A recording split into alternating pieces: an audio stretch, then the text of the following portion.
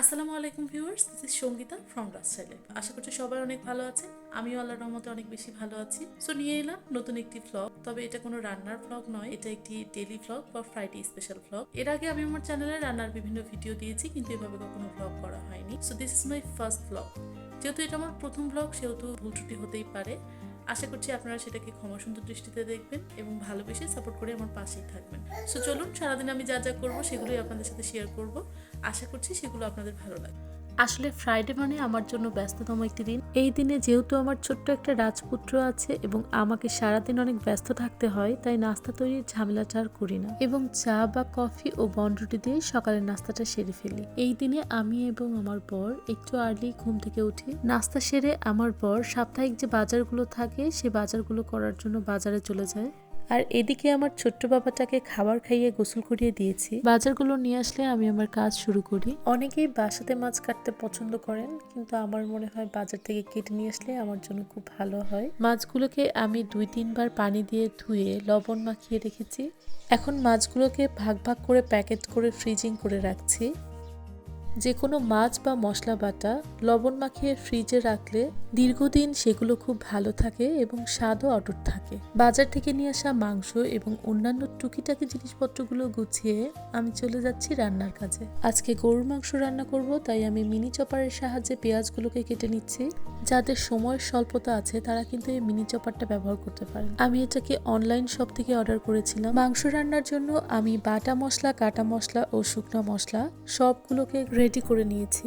আর মাংসের সাথে আলু না হলে তো আমার চলবেই না, কারণ আমি মাংসের সাথে আলু খুব পছন্দ করি। মাংসগুলো আমি কেটে ধুয়ে ক্লিন করে নিয়েছি। এবার শুধু রান্না উঠিয়ে দেওয়ার পালা। গরুর মাংস রান্নার ক্ষেত্রে আমি সব সময় প্রেসার কুকার ব্যবহার করি, কারণ প্রেসার কুকারে গরুর মাংস রান্না করলে মাংসটা অনেক সফট এবং ঝাল মশলা সবকিছু ভালোভাবে ঢুকে যাওয়ার কারণে খেতে খুব সুস্বাদু হয়। মাংস 80% সিদ্ধ হওয়ার পর আমি এখানে পরিমাণ মতো গরম পানি দিয়ে দিচ্ছি। মাংসে সবসময় গরম পানি ব্যবহার করলে বেশি ভালো হয়, কারণ ঠান্ডা পানি ব্যবহার করলে মাংসের সেই স্বাদটা আর পাওয়া যায় না। অনেকের ধারণা প্রেসার কুকারে মাংস রান্না করলে ভালো লাগে না, কিন্তু এভাবে রান্না করলে অনেক সুস্বাদু হয়। এবারে কয়েকটি কাঁচামরিচ চিড়ে দিয়ে দিব এর মধ্যে। কিছু পেঁয়াজ বেরেস্তা এবং গরম মশলা বাটা দিয়ে দিচ্ছি। এই তো আমার রান্না প্রায় শেষের দিকে। যদিও আরেকটা তরকারি রান্না করার ইচ্ছা ছিল, কিন্তু হলো না, কারণ আমার বাবাটা ঘুম থেকে উঠে গিয়েছে। যেহেতু সকালবেলা হালকা একটা নাস্তা করেছি, অনেক ক্ষুধা পেয়ে গিয়েছি, তাই আর দেরি না করে গোসল সেরেই খেতে বসে গিয়েছি। এরকম ঝাল ঝাল মাংসে লাল লাল ঝোলে কবজি ডুবিয়ে খাওয়ার মজাই কিন্তু আলাদা। তার সাথে হয় যদি এক টুকরো লেবু আর কাঁচামরিচ, তাহলে তো কোনো কথাই নেই, পুরো জমে যায়। আমার বাবাটা বাইরে ঘোরাঘুরি করতে ভীষণ পছন্দ করে, তাই ছুটির দিনগুলোতে আমরা প্রায়ই বেড়াতে যাই। রাজশাহীতে কিন্তু বেড়ানোর জন্য খুব সুন্দর সুন্দর জায়গা আছে। আপনারা চাইলে সেই সব ঘুরতে যাওয়ার মজার মজার মুহূর্তগুলোর ভিডিও আপনাদের সাথে শেয়ার করব।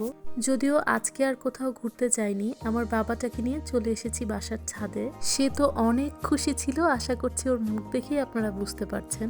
আমার বাবা বলে শিশুর হাসি সবার খুশি, শুধুমাত্র মায়ের খুশি না। আসলেই তাই, এরকম ছোট্ট সোনামণি যাদের বাসায় আছে তারাই বুঝতে পারবেন কথাটার অর্থ। সন্তানের এমন খুশি দেখলে সত্যিই মনটা আনন্দে ভরে যায়। সে আমার সাথে সাথে পাখিগুলোকে ডাকছিল।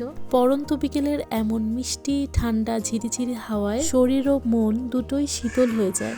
ওয়েদারটা সত্যিই বেশ ভালো ছিল। বিকেল হলেই শুধু মনটা খাই খাই করে, তাই আর দেরি না করে রুমে চলে আসলাম। আর এসেই জাম মাখাতে বসে গেলাম। জাম মাখানোর জন্য আমি কাঁচামরিচ, শুকনো মরিচ এবং সামান্য লবণ নিয়েছি। জামগুলোকে ভালোভাবে ওয়াশ করে নিয়ে এখন এই 3টা উপকরণ দিয়ে আমি জাম মাখাবো।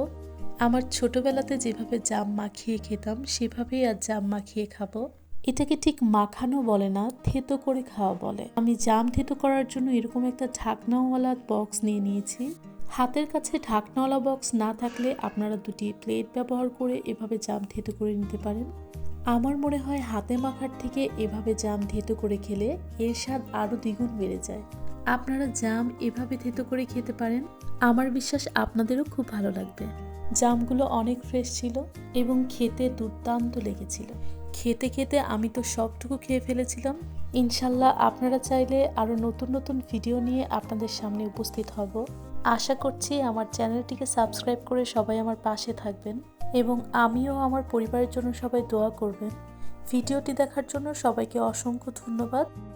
সবার সুস্থতা কামনা করছি। সবাইকে শুভরাত্রি জানিয়ে আমি আর আমার বাবাটা এখানেই বিদায় নিচ্ছি। সবাই অনেক ভালো থাকবেন।